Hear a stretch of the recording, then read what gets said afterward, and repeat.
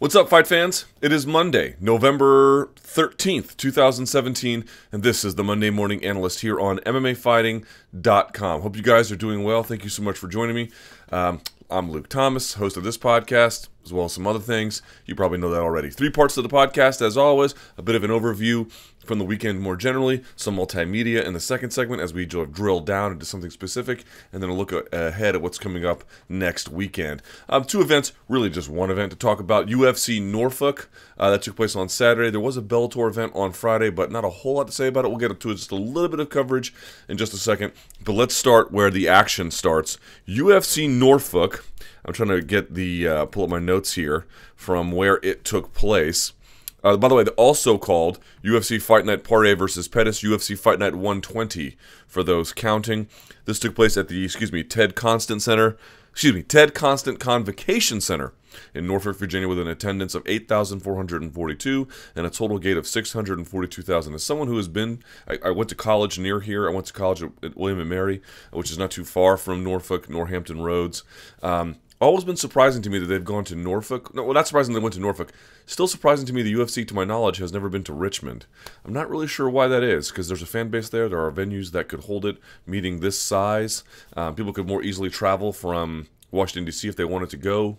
I don't get it. Anyway, okay.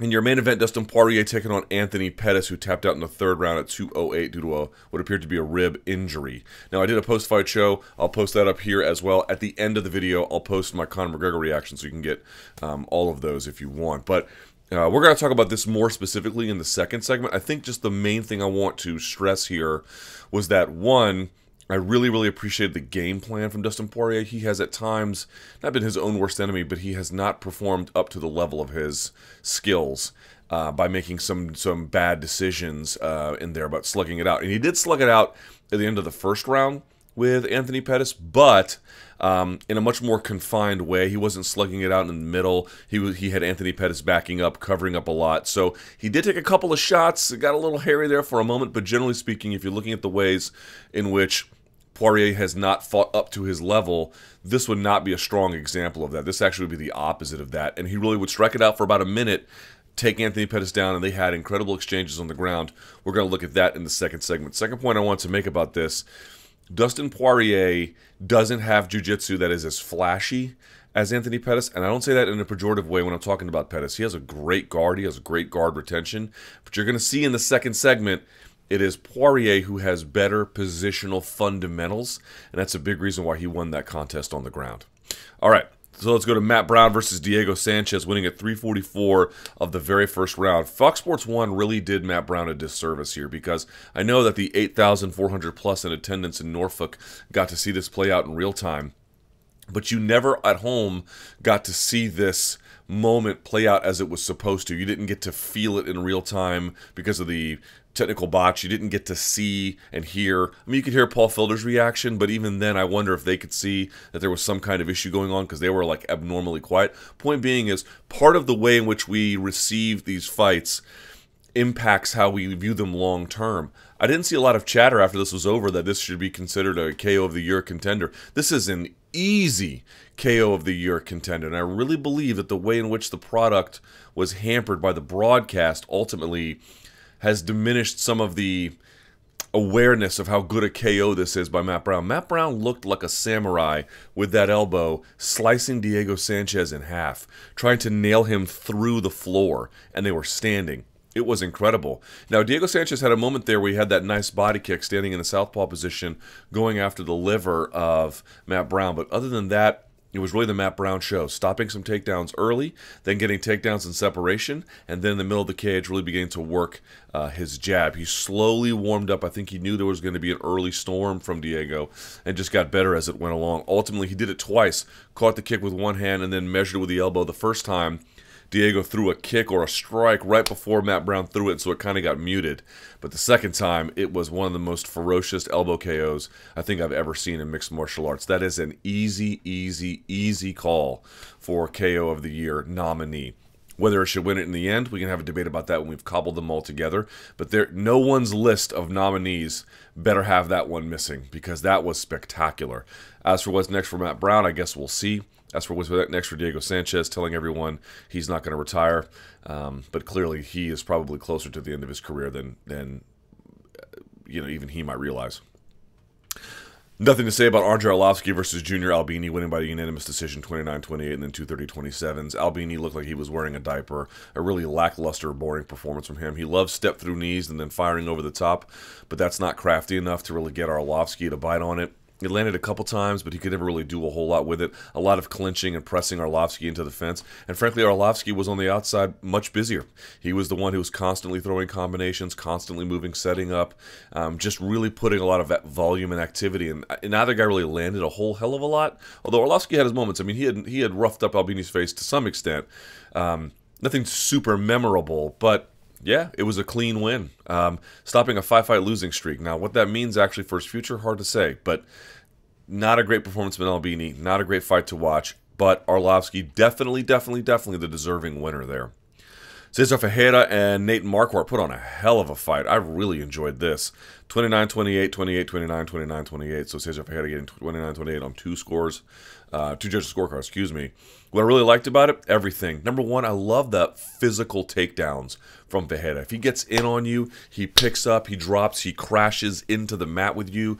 That creates a lot of pain, believe me. When he had a knee tap, he would club over the top with the forearm on this side. He would bang over the top. He's not punching you. He's impacting on the inside of the forearm around the top, the crown of the head or the neck or shoulder area, just trying to club you over. Like almost like a knee tap, but a more physical, dominating kind of rugby tackle thing. It was amazing. I really liked that from him. Great transitions. Nate Marquardt is not a slouch on the ground, and there were a couple times where Fajita had to really acknowledge that and couldn't do a whole lot of positional advancement as a consequence because Nate was really good about being tricky and hard to hold down underneath. I appreciated that. A lot of tit for tat from both guys. Coach Stephen Wright has acknowledged MMA striking has a bit of like I strike you, you strike me phenomenon. It's not quite as it's very shared in that respect. So you saw a lot of that. Both guys landing a lot. You saw a lot of blitzes from Nate Marquardt. You saw some blitzes too from Cesar Fajita. A little more countering from him, I guess I could say. But in the end, and by the way, there was that flurry at the end of round 2. Those guys were going after each other. I guess in the end, certainly that third round sealed it for Fajita with the dominant wrestling control and then the top control. So great fight by both guys. I had kind of left Nate Marquardt for dead after the Kelvin Gastelum fight, but he showed a lot of spark in this one. He lost, but he showed a lot of spark, and he didn't look terribly outmatched, and he looked like he could still compete at this level depending on what kind of matchmaking he gets. Is he going to fight the top of the division? Probably not.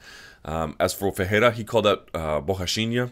I don't know if they're going to make that, but I wouldn't mind seeing that depending on what their plan is for him next as the next Brazilian star. So, and by the way, he did it in English. So good job by Fajita in trying to reach some crowds that a lot of guys normally can't. Raphael Assuncao defeating Matthew Lopez at 150 of the third round, throwing the knee, throwing the left and the right hand. Didn't see it. Absolutely folded him. Lopez had missed weight. He looked way bigger than Assuncao in that cage. And Assuncao's had this issue where, if you went down the line and looked at things he's good at, hey, is he good at striking? Hey, is he good at defensive wrestling? Is he good at, does he have a good guard? Can he pass on top? What's his sprawl like? He can, all the way down the checklist, he can do all those things. But he never necessarily...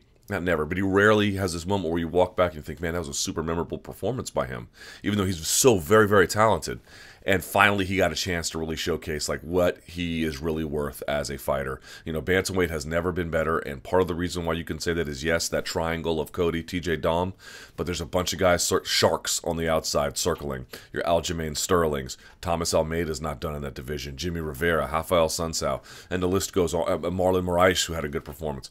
The list goes on and on and on and on and on. So, what a time it is to be a fan of lighter weight fighters, especially at bantamweight, and this was a really, really strong performance by him, and had a little problem early, had to just stay on him, but the activity level, the accuracy, the pressure, it just eventually broke him. So a strong veteran performance and just a show of skills and lethality that I think has been missing from his game, at least when he fights the Dillashaws of the world.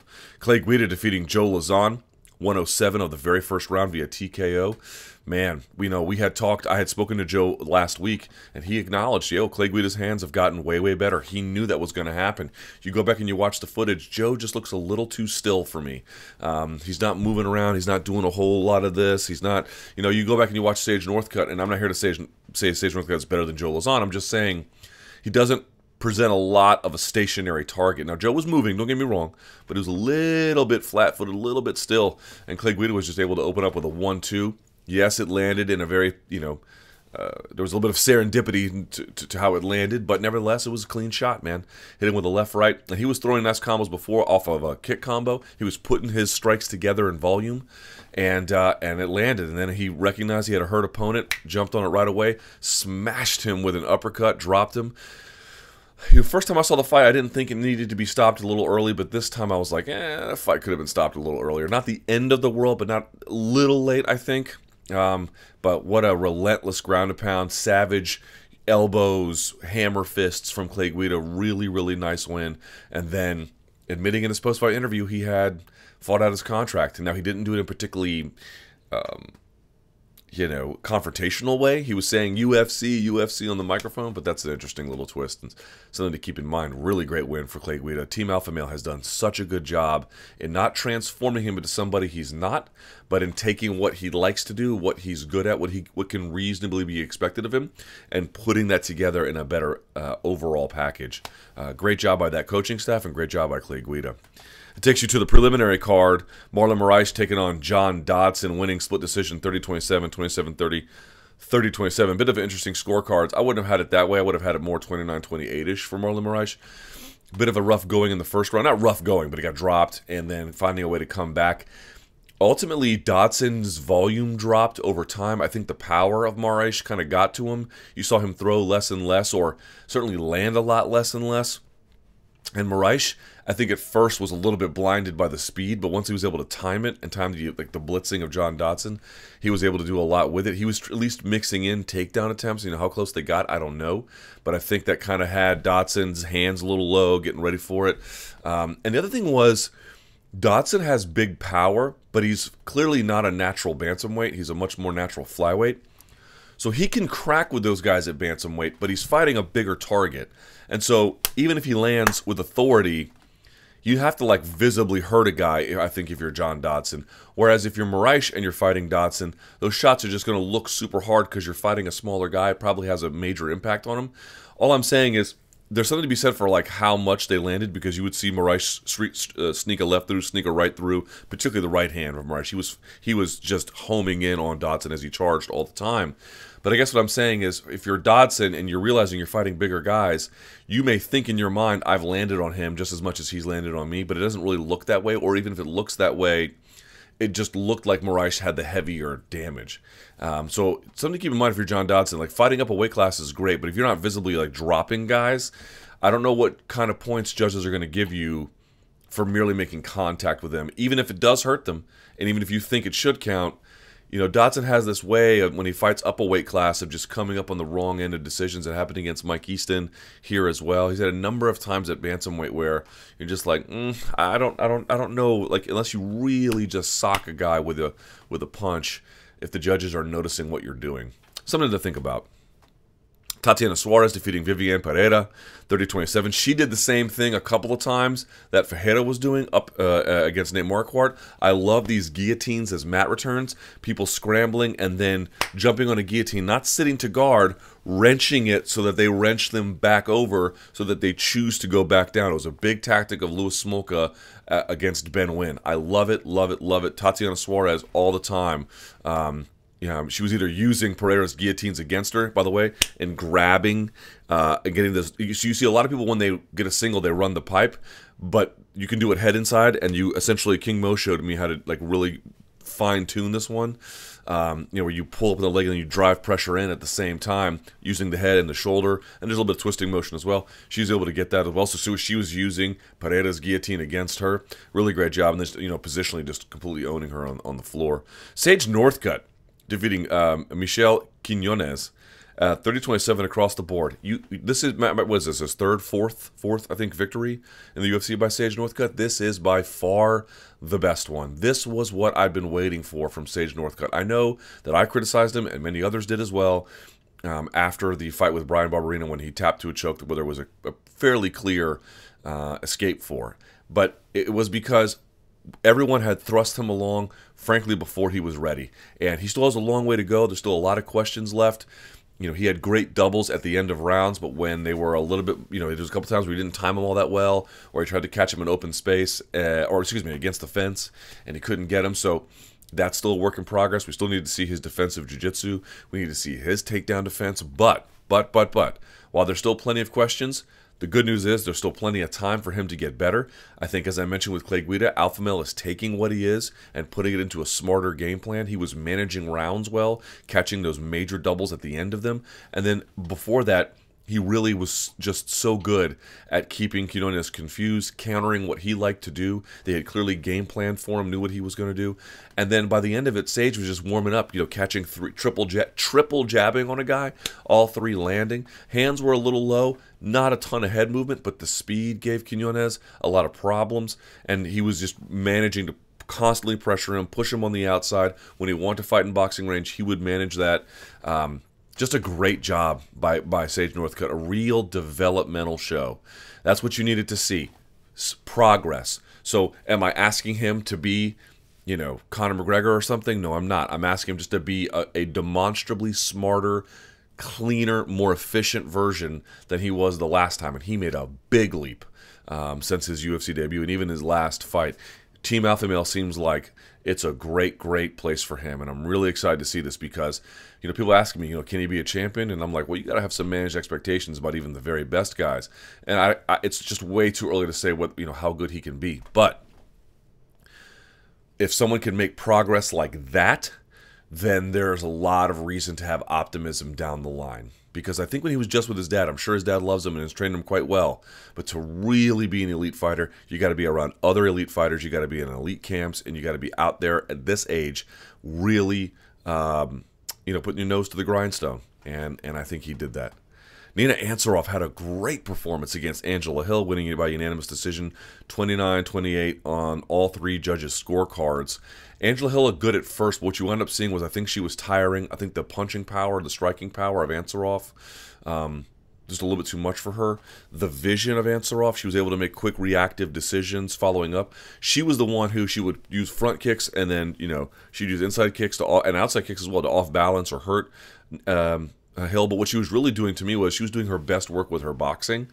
So she would wait for some kind of a charge. She'd get out of the way. She would strike, and she would keep the fight at distance if she wanted to. If she wanted to, then she would let that. She would let down that wall to then bring her hands to bear. And she had excellent speed, good combinations, great angles, great reactive decision making.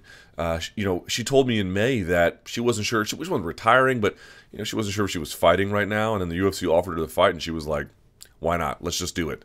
And wow, glad she did. She looked phenomenal. Great win. Angela Hill by no means looked poor. Again, in that first round, I thought she looked pretty good. I thought she took the first round. It's just, I just think that they were really, when it came down to like the two Rams jousting, I think she just got a little bit exhausted by it in the end. The power and the dominant center presence in the cage ultimately just kind of wore down what Angela Hill was really good at. She had her moments, don't get me wrong, but the class of Nina Ansaroff really showed. Sean Strickland defeating Court McGee, unanimous decision, 30-27, then 229-28. Jake, by the way, the commission got that wrong and then had to change it. If you know anything about the Virginia Commission, the greatest robbery in MMA history took place in Virginia. It was Mike Easton defeating Chase Beebe. Never should have happened. You know, never underestimate the ability. I mean, they've gotten way better, so I'll give them their credit, but never underestimate the ability of the Virginia Commission to somehow screw things up. Jake Collier defeating Marcel Fortuna, 30-27, 229-28, sort of unremarkable. And Carl Robertson getting a nice win over Darren Stewart, 341 the first round via rear naked choke. Fight of the night, Dustin Poirier versus Anthony Pettis. Performance of the night, Matt Brown versus Raphael Assuncao. Very briefly, let me go and talk about this Bellator event. Bellator 187. Again, if you want to see you know, my reaction videos or whatever to that, I'll put that at the end. let me just do this very, very quickly. Bellator 187, this took place at the 3 Arena in Dublin, Ireland. You all know about the Conor McGregor thing. I'll post a video about that at the end of this video. AJ McKee defeating Brian Moore, rear naked choke at the 3rd round, 42 seconds. Bit of a rough run early there for AJ McKee. The big lesson here is every time you want to see him answer a different question, you want to see how he deals with X kind of fighter, Y kind of fighter, Z kind of fighter. Brian Moore up in his face the whole time. Pressure, pressure, pressure, pressure. And McKee took a second to get adjusted to it, but once he got going, he really was able to show speed, diversity of offense, and once he can get offense moving, he can just take the fight away from you very, very quickly. Sinead Kavanaugh defeating Maria Casanova. I don't know anything about Maria Casanova, but she looked to have almost no ability whatsoever. Shouldn't be fighting at this level. 34 seconds in the 1st round. Paul Redman had a catch weight of 161, defeating Sergio de Jesus Santos, 29-27 on all 3 judges' scorecards. Kevin Slice Jr. getting a submission in the 1st round via a rear naked choke, 157. And then everyone knows what happened with Charlie Ward versus John Redmond, 459 in the 1st round via KO punch. Okay, let's go to the 2nd segment. Let's take a look at not everything, but some of the grappling exchanges between Poirier and Pettis from that main event. We'll do that now. Dustin Poirier versus Anthony Pettis is just one of those reminders about why lightweight is so special. I've talked about it before on my live chat, where you can just sort of look at like lightweight divisions and other organizations, and it's filled with ridiculous talent. To me, it's like the sweet spot of MMA, where the guys are big enough to do unbelievable damage to each other, and yet they can still do everything else well in mixed martial arts, but they're not like heavyweights where they have like crippling power and slow speed. Well, they're not even like, bantamweights that have ridiculous speed. And yes, I know bantamweight's filled with some heavy hitters now, but top to bottom, not quite like lightweight, not nearly as like deep down to 25, 30 as in terms of the rankings as lightweight is. To me, lightweight is just that sweet spot, and it's like the participatory rate in terms of like the guys you can recruit. It's just an incredibly talent-rich division. So we're not going to look at everything in this fight, but it was just one of those reminders. Like this is what why lightweight is so special. On the ground, what you're going to see is something actually kind of interesting. These guys are very different kinds of jiu-jitsu players, and I think you have to look at this and say that they both have their strengths in different ways. Like the things Anthony Pettis is good at, Dustin Poirier is not, and vice versa. But I think what you're going to take away from this is, and the reason why he won, Dustin Poirier has better positional fundamentals. And I think that, people say in every sport, fundamentals wins games, or fundamentals creates champions, whatever the slogan might be. It's not a joke. It really is true. So this is one thing that Anthony Pettis, though, that does well. He is so good off of his back for a lot of different reasons, but here's one. Anthony Pettis has an ability, like he's got a real simple game. Triangles, arm bars, scissor sweeps. He doesn't do anything particularly sophisticated. He just does it very, very well. And I think he surprises a lot of people with like what I would call, for this level, basic attacks. But when I say basic, I'm not demeaning it. Like, they're good. They're great attacks. He hits Dustin Poirier with the broom sweep. And you don't see people talk about broom sweeps very often in the UFC because no one ever hits it. Anthony Pettis hits it. So let's watch this. He's getting banged on here. This is really good here from Anthony Pettis. I mean, not that he's getting crushed, but watch what he does here. So he's covering himself. He's got sort of a knee shield on the inside here, tucked away. And you see what happens is as Poirier throws the punch, he not only bridges and pushes, not bridges, but he not only posts, off of his hand. You'll see he slides his legs out at the same time because as he's coming down, the weight's less on his knees. Right? If you think about, you're shifting your weight onto your, not totally, but some of that force production into the punch lightens you off of your hips and your knees. And so he pushes out at the same time, and that slides him off, right? So then he decides to stand. And here you can see him. He's getting ready for the attack. He's doing the whole big brother, little brother bit. But he's putting one hand on the hip, or excuse me, one foot in the hips, always making sure, he's not getting too close. You want that feet on the hips. You don't want to extend out too far because then you can get separated. But you definitely, if it's possible, you want to keep the feet on the hips as a measure of control, distance management, that kind of stuff. So good job, Anthony Pettis, in creating this position, right? Now, here's what happens. You see him grab the ankle here. Pettis is like, well, that's good because your hands aren't as occupied, right? So you're going to be a little bit less likely to throw a punch, or I can at least read what you're probably going to be able to do next. And you can see what he's going to do is he's going to reach for that ankle and push in his hip, and this leg is going to shoot through. All right? Now, this is the broom sweep, okay? What is the broom sweep? The broom sweep is as follows. Anthony Pettis is going to pull on this ankle while pushing on this hip, and using this as a blocking mechanism. Because if I just pulled on this and pushed on this, you would swing this behind and catch your balance, right? That's what you would do. But if I pull on your ankle, push on your hip, and then you can even block and pull with this one too, depending on how you want to do it, they'll go right over. So watch what happens. Whoop, he goes right over. And he does something really well here. He posts on his elbow. The key to any of these kinds of sweeps, Carlos Condit hit one similar to this. I don't think it's called a broom sweep. I forget what it's called. Where you grab both ankles, the person standing, and you put both of your feet in both of their hips, and you push and pull at the same time. But the key to that is they'll go over. But you have to come up at the same time. You can see a lot of white and blue belts hit this, but they don't come up. They just kind of hit it and slowly get to their feet. As soon as they begin to fall, you got to come right on up. And one, posting on the elbow is right. Two, grabbing their ankle for a couple of reasons. One, that can help force the sweep all the way through. Two, it gives you a measure of control when you stand. You see that? But look, Anthony Pettis, while clever, is not the only clever one in this fight. Here you have Dustin Poirier, and he grabs the ankle as well from up here. He doesn't let go of it in the hip, and he uses that, and that actually helps him a little bit, because while eventually Pettis separates and then they go to wrestle and he falls off here, which we'll talk about a little bit later, that helped him not get totally overwhelmed in this moment. It enabled him to force Anthony Pettis to spend time creating separation, which gave him the space he needed to eventually scramble and get to his feet. So good job by both guys, but you don't see a lot of broom sweeps in the UFC. Nice job by Anthony Pettis. That was sweet. All right, so we jump to the second round. And again, as I mentioned in the beginning of the first segment, Dustin Poirier was doing a really good job of just sort of striking it out for a minute and then taking him down. Here we have Anthony Pettis. Anthony Pettis' guard is so good. Now, we already knew that, but a couple of different wrinkles here. His game is not super sophisticated.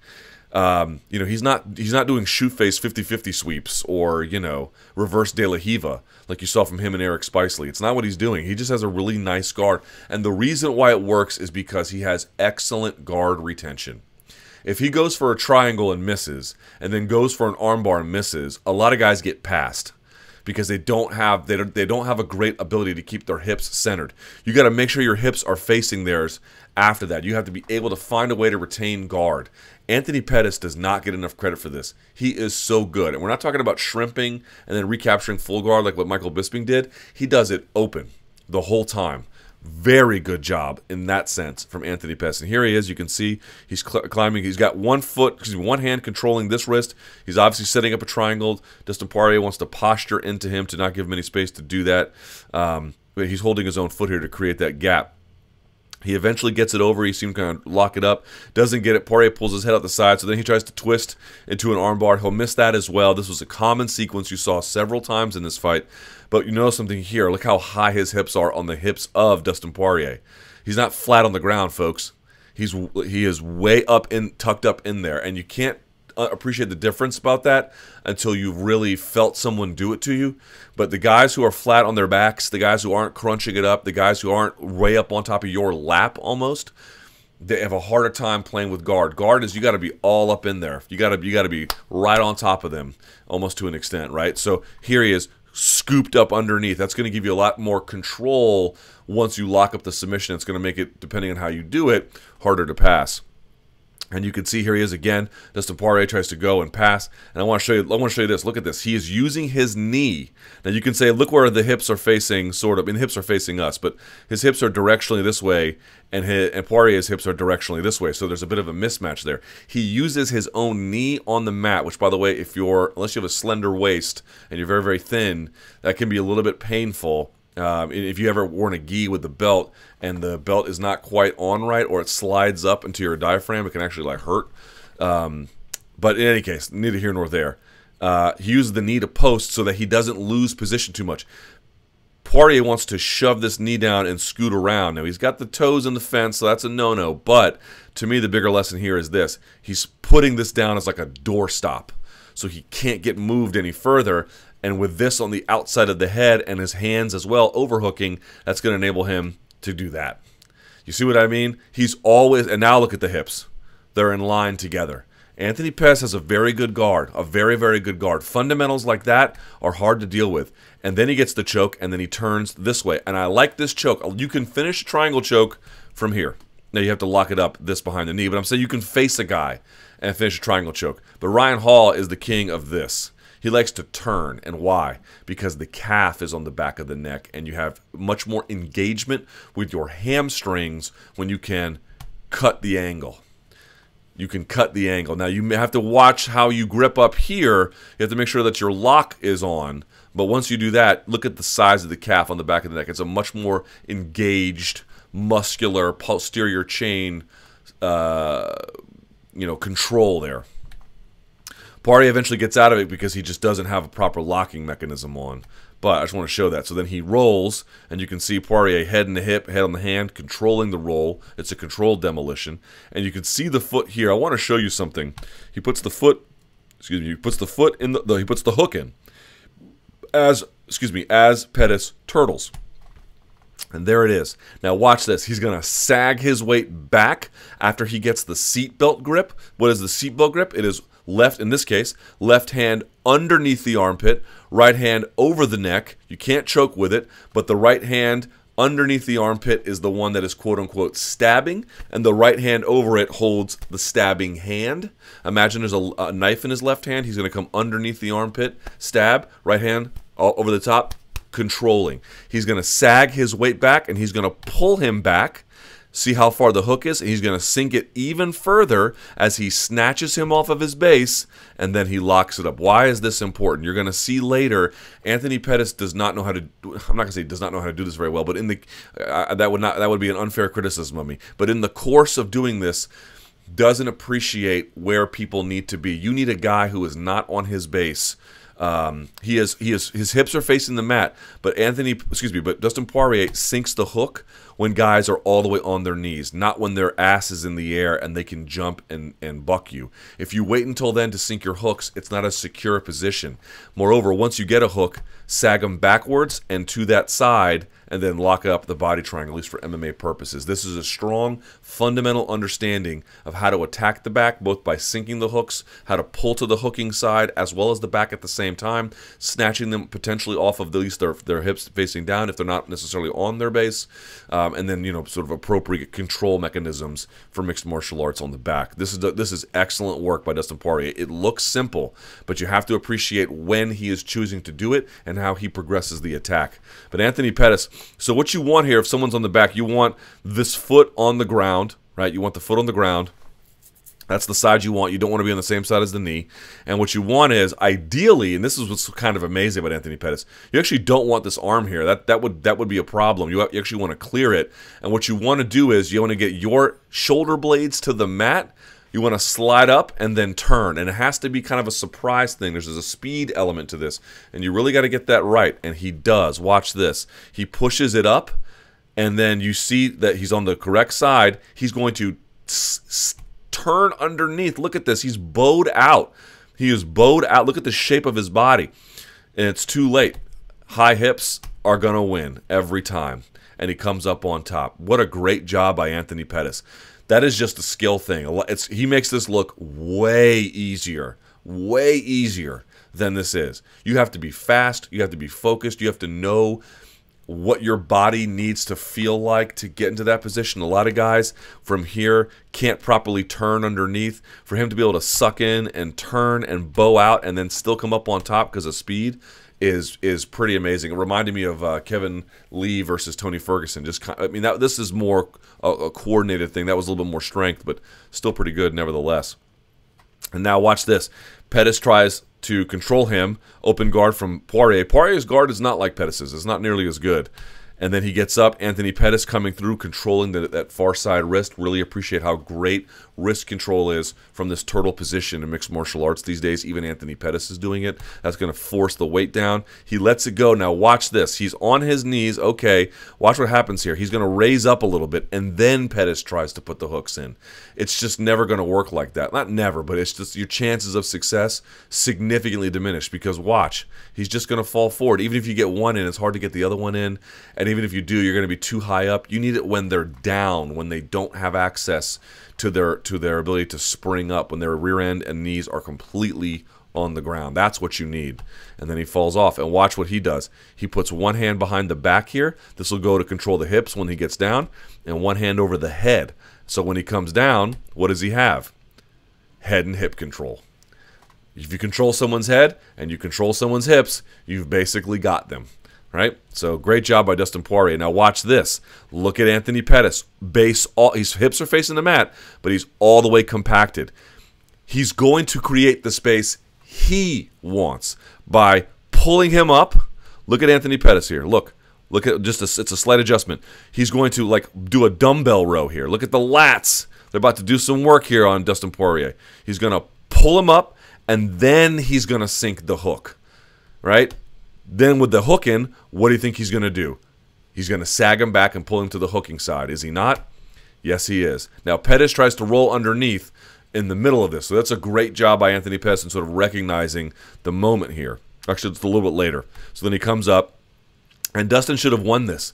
Look, he's controlling the hips, but ultimately high hips wins. He's controlling that wrist, pushing down the head. Who's got the high hips here? He does, well, sort of he does, but not really. Really, the high hips win here is going to be Anthony Pettis because he's also driving in this direction, right? So it's not merely vertical movement, but over the top, and he's going to get the high hips. Ultimately, you see he comes out on top. Dustin Poirier bails on it. So that's a great, great transition and a moment of awareness by Anthony Pettis because he was about to get run over there. Then he stands. I love this from Anthony Pettis, right? He's going to pull as he's going to watch the hands here. He's going to pull on the hips and on the leg at the same time, and he's going to snatch out the post leg. I love that. I love that from him. He makes that look a lot easier than that is. That is very hard to get on people, and he gets it cleanly, right? Pulls it out.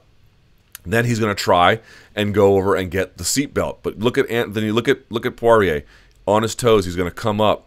And you can see he tries to sink the hook and just misses it. You can see he's playing with the back now, but the dexterity he needs and the timing he needs and the control, they're just not quite there. He's not quite back to back on him. He's not putting the weight down. Look, he's on his weight is on his own feet rather than saddling, so to speak, Dustin Poirier. So as a consequence, even though he gets this one hook, he's blocked on the other one. So where is Poirier going to stand? That same side, and he's just going to buck him off like this. And what's he going to do? One hand on the hip, one hand on the head. He's going to come around. And Pettis tries to re-guard here and can't. So these are amazing trends. Oh, he re-guards, but oh, actually, you know what? He does get the triangle here. Oh, this was the great triangle. Excuse me. So he locks up the triangle. I thought it was a bit of a different one. Now watch this. He does everything right here. Cuts the corner, over the top, and then he puts the hand here. Why does he put the hand here? So in case Poirier stands, he ultimately loses the battle for it's like an emergency break. Like you can't stand up fully in posture. So you just stop them from being able to get posture control. But here's what he does. Anthony Pettis was facing him before. Now he rotates this way, right? Watch his head come out on this side. See it there? Poirier is going to make him keep rotating. He's going to rotate him over. See that? He's going to keep rotating him, but then he's going to stop. And as a consequence, the head pops out. Go back over that one more time. Facing him. Now, Pettis chooses to rotate underneath to lock up the triangle. This is a tight triangle, a very nice triangle. But Pettis is bloody, so Poirier is bloody and sweaty. So what's he going to do? He's going to force continued rotation over that shoulder, over that head, to the point where he's on the other hip, but he's not going to go all the way with it. He's going to stop, even though he's forcing Pettis to rotate. And so you got forces essentially rotating in opposite directions. Head pops out. Great job by Dustin Poirier there. You can see positional fundamentals, just awareness of how to get in and out of things, a little bit smoother with Dustin Poirier. What does he do? Look at Anthony Pettis. Base completely collapsed. He puts the hook in and then takes the back. And we go to the third round here. Look at that. Pretty nice, right? This is now the third round. Sorry, I was jumping ahead. Third round. Look at him. On his knees, on his elbow. What's he going to do? Base collapsed. Hook goes in. That's when you put the hook in, when the base is collapsed. Goes around, controls. Now he's got the full body control. Now watch this. Excuse me. Body control is on the right hip of Anthony Pettis, right? Nope, switches it to the left to take away that avenue again. So they rotate over. You see he wants to be on this side. flirts with it for a moment, but realizes he can't get it. So now he goes to the other side, switches back. Excuse me, where we are. Yep, same side. Here we are. He's on this one. He's going to switch again. See that? He was on the right hip. Then he switched to the left hip. Then he switches back to the right hip. Yeah, excuse me, back to the right hip. So he's going back. He's taking away that avenue for Anthony Pettis. So then he finally rolled to this side. You can see it. He wants to get this hand away so he can get his shoulder blades. If your shoulder is this high off the mat, you have no hope, right? You got to get some separation there. And he tries to turn. Anthony Pettis is straining, but you can see he's just not able to get enough internal rotation underneath. And you can see he's holding him here. He's got his arm here. Dustin Poirier is ready for the turn so that when it happens, look at that. He's almost got like a head and arm triangle already. Poirier's just on top of him. Foot here, preventing any kind of real hip rotation on top. And then look at that. He's already caught him dead to rights. So Pettis comes up. You can tell he's good at this, but eventually someone who's got great positional fundamentals like Dustin Poirier keeps the body triangle, posts on the hand. Doesn't matter how strong your hips are. Hips facing kind of into him, but controlling the head to slow the rotation. Hand here, that's going to win every time. It's going to win every time. And he comes right on top, and then he busts a rib. So I just want to point out here from both guys, this was just phenomenal. Anthony Pettis' guard and guard retention is just sick, ridiculous.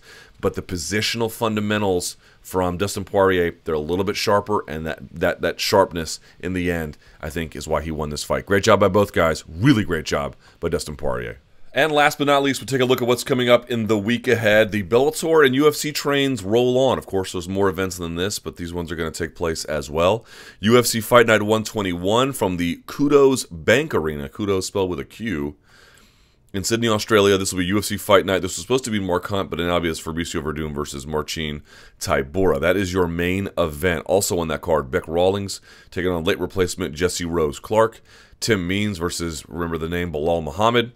Jake Matthews, top Australian prospect, against Bojan Velikovic, or Bojan, however. Elias Theodorou is back in action against that old GOAT, Dan Kelly.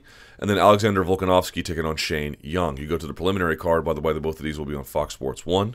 Ryan Benoit taking on Ashkan Mokhtarian. Will Brooks and Nick Lentz, that's going to be on there. Anthony Hamilton versus Adam Wieczorek. Damian Brown versus Frank the Crank Camacho. Alex Chambers versus Nadia Kassem is your first fight on Fight Pass, or your last one, depending on your perspective. Janelle Lausa taking on Eric Shelton, and then Rashad Coulter taking on Tai Tuivasa, however you pronounce it properly. Please forgive me for getting that wrong. By the way, Bellator 188 will be at the Menorah Mivtachim Arena. This will be in Tel Aviv, Israel. Noad Lahat taking on Jeremiah Labiano. John Salter versus Jason Radcliffe. Denise Kielholtz taking on Jessica Middleton. And then Haim Ghazali taking on Arsen Fajitovic. Yeah. Okay. Anyway, if you have any questions, email me lukethomasnews@gmail.com. You can find me on Instagram and Facebook, also by the name Luke Thomas News. Appreciate you guys watching. Thank you so much. Subscribe to MMA Fighting. Give this video a thumbs up. And until next time, enjoy the fights.